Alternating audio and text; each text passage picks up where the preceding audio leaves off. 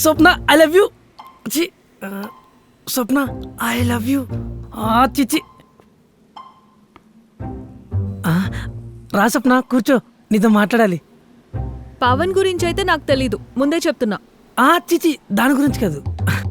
కూర్చో. హ్మ్. మరి దేని గురించి?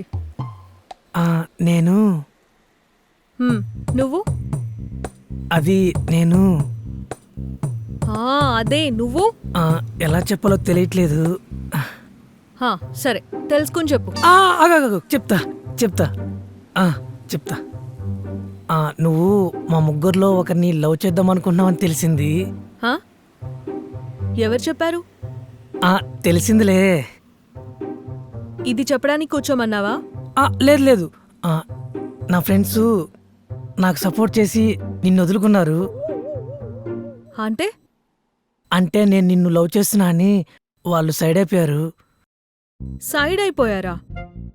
అవును, అందుకే నీకు ఇంకా చిట్టిలేసే బాధ ఉండదు.